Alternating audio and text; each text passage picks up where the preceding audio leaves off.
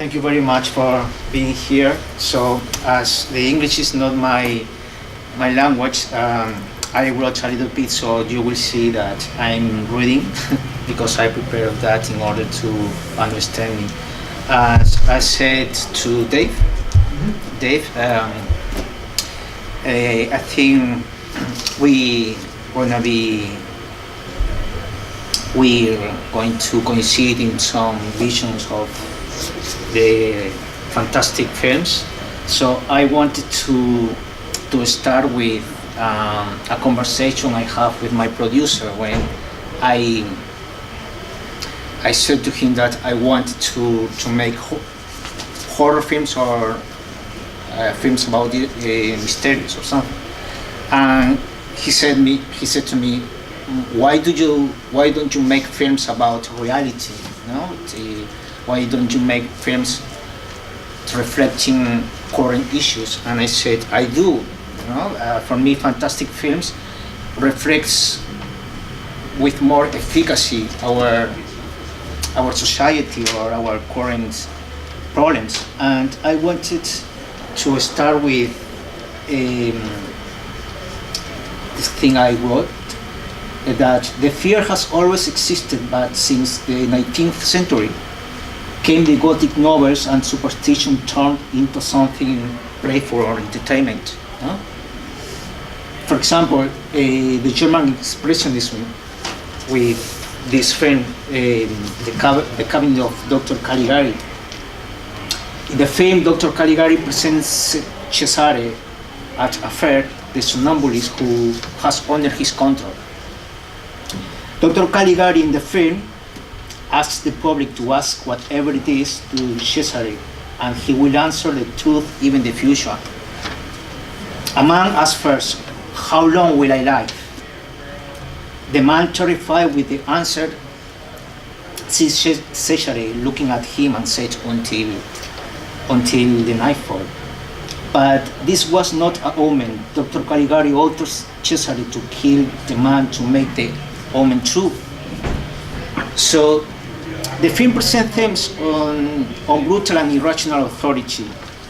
Dr. Caligari represents the German government, and Cesare is symbolic of the common man condition, like souls to kill.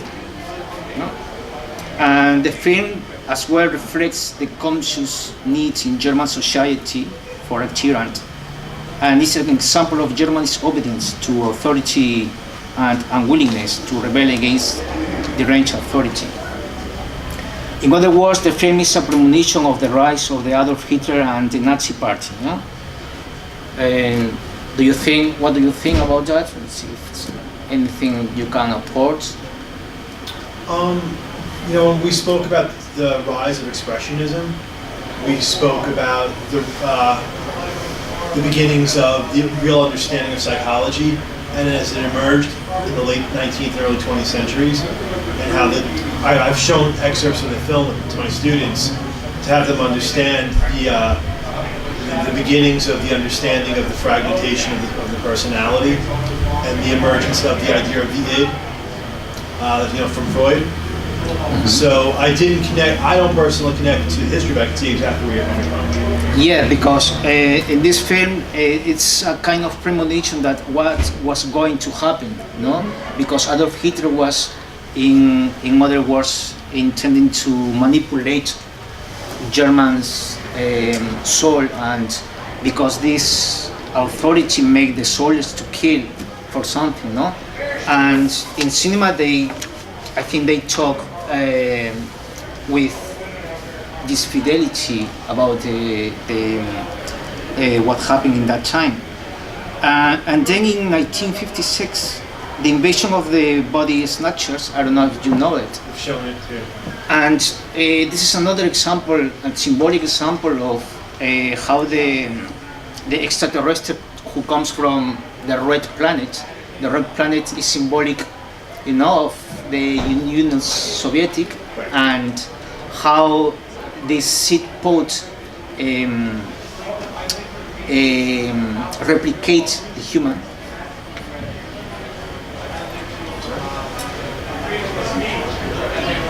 When you stay still there?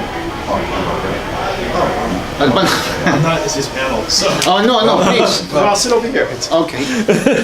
Since we are you and I'll have a I. conversation. Yes, a conversation. You know. Yeah, this way you both are in the camera. Oh, okay. Yes. Well, I don't want to I steal invite- your spot. yeah. Oh no. It's for me. It's Okay.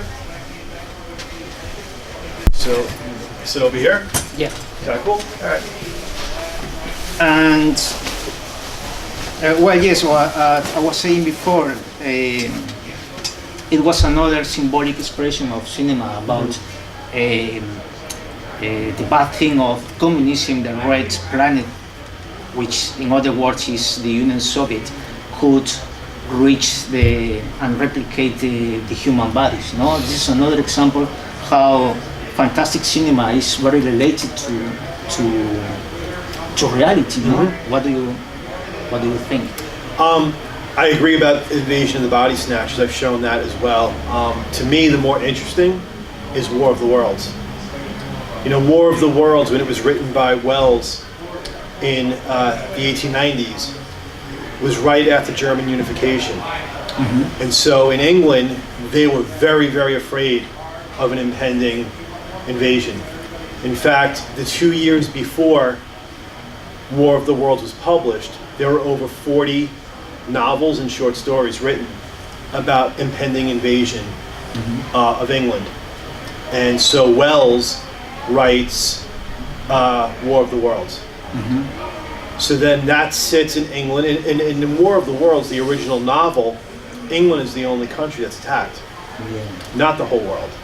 In fact, they're escaping England to get to mainland Europe to try and survive. And then the next time War of the Worlds gets done is by Orson Welles in 1938. And he did it, the radio program, the very famous radio program. Yes. And that was done 1 month after the Munich Agreement, when they decided to appease Adolf Hitler by giving him the Sudetenland in Czechoslovakia. And so the Americans were very, very nervous about what this would mean in the long term. And then you see War of the Worlds emerge, and now it's set in New York City. Then in 1953, they make the first major movie version of War of the Worlds, much like Invasion of the Body Snatchers. And it's the Red Planet. And if you watch the film, all of the spaceships are red, the meteorite is red, the planet is red. If you watch the trailer, they reference the invasion from the Red Planet. And then that's that War of the Worlds. And then War of the Worlds gets done again in 2005. And now it's set back in New York City with Tom Cruise. And Spielberg and Cruise got together in 2002, right after 9/11, to discuss doing War of the Worlds again. And then if you watch the scene in that War of the Worlds, Tom Cruise is running away from the first one that emerges from the ground, and people are being incinerated around him. And when he runs into his house, he's covered in ashes, which is exactly the same. It's a replication of what happened when the Twin Towers fell in New York City. And so that's a great story. You could actually see it. You could see human history play out in just that one storyline from H.G. Wells. And in the 80s, when the vampire films come again, you know, with the Interview with the Vampire, protagonist with Brad Pitt, Tom Cruise, Antonio Banderas. So I think it says the importance that Hollywood making this problem, because this terrible disease, which is AIDS, HIV. is the HIV. So this is another symbolic example how we see our society in this film, you know, where a normal person can be beaten by another, by the blood. So this is another example of this disease. So I wanted to talk about the zombies with, for example, World War Z, etc. World War Z, starring by Brad Pitt, where it presents the apocalypse, where everything goes wrong. Right. Now we have the sensation that everything is wrong. We have a lot of conflicts now, so we are a pessimist, and zombies could be another example how we see our society. Right. Yes. I mean, the zombies go back to I Am Legend. I Am Legend. Yes. And all the way back to the 1950s, and the idea of the zombie.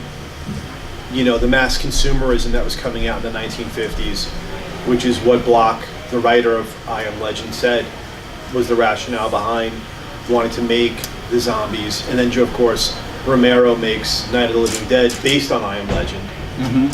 And it comes out, the film is released right after the assassination of Martin Luther King, 6 months later. And you can see very clear parallels being drawn between the civil rights movement and what's going on in the film, and also the. You see a relationship in the assassination of Martin Luther King. Clearly, I mean the protagonist in Night of the Living Dead is the only African American character in the entire film, and at the end of the day, he's the one that gets shot by the white sheriffs. All the zombies are white. Yeah. And then the other thing I do, which is very interesting, is if you watch Vietnam War footage, especially that final scene when the helicopters are coming down and landing in the grass, and they're going after the zombies. It's the last rush to get the zombies. If you watch Vietnam War footage and you put them on screen side by side, the footage is identical. I mean, identical. Like even the way they're marching across the field. And you see how Romero is being influenced also by this influx of violence on TV that had never existed before. Vietnam was the first and really only televised war. And so the zombies, from that moment going forward are such a huge reflection of us. The next zombie film takes place in a mall. And we're the zombies, we're the consumers, I think if we always make fantastic films which are related with current issues, I think the work is more powerful, when we want to reflect any problem, and for me fantastic films is not so far from reality, and I think that means make art. I don't know. Is very important to express our feelings, our fear in these films, and I mean, I get a little bit lost again, but I think it's very important to talk about the problem, but in symbolic films. So when I see a horror film that doesn't make any relationship for me, it's a bit boring. Although they have a big production or special visual effects, for me it doesn't say anything. But when it has a symbolic connotation, for me is very interesting. Sure, like Godzilla. Like Godzilla, he has the big special effects, but this symbolic connotation in the 1950s was the nuclear testing in the Pacific Ocean, and the capsizing of a boat in Japan with a radioactive wave. And now Godzilla emerges, and then Godzilla gets remade again right after the Fukushima nuclear power plant disaster, and then 2 years later another Godzilla comes out. So even though it's very spectacular, all of the special effects, like you were saying, the symbolism is very real, and it's people suffering as a result of nuclear radiation and nuclear testing and nuclear accidents. And for me, it's very particular, special when how fantastic cinema or science fiction films has its very importance in new technologies. For example, I remember when I saw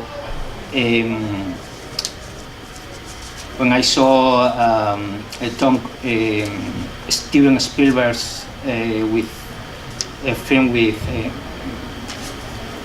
with Tom Cruise, who made this Minority Report. Minority Report, and since then appear new artifacts Yes. which make this, no? Yes. And even in Star Wars, all of the navies that were designed, in the film. After that, NASA copied, not exactly copied, but the design was real for them. They work for them, and I think cinema has a lot of influence Of in course. technology. And so does literature. Before they created this space machine, they were inspired in this kind of films, and that's why for me cinema is very important to see the future. Sure. Absolutely. Well, I think it's everything. Nice meeting you. I think you have more elements to speak than me, and I've been teaching it for a lot of years. I wrote the course, and it's for seniors in high school who struggle academically. So I found that everything that I would want them to be able to think about with literature, I can do through film, and I can make the connections between history and literature and film, and then show them the films, and they're more engaged. They care more. Yeah, I think it's very important to, as you said, engage these issues with the fantastic mind. I think it's the best vehicle to project our visions. Right. And for me, talk about reality, it doesn't have the obligation to talk about reality as a documentary. Right. It's fantastic is the best way to get into people's minds. Sure. Their emotions. Yes, their emotion, and to project their vision, and to inspire, to scientists especially. Absolutely. So I think it's time to finish. We didn't have too much people here, but I'm very thankful to the cameraman. I hope we speak. Absolutely. I enjoyed it very much. Thank you.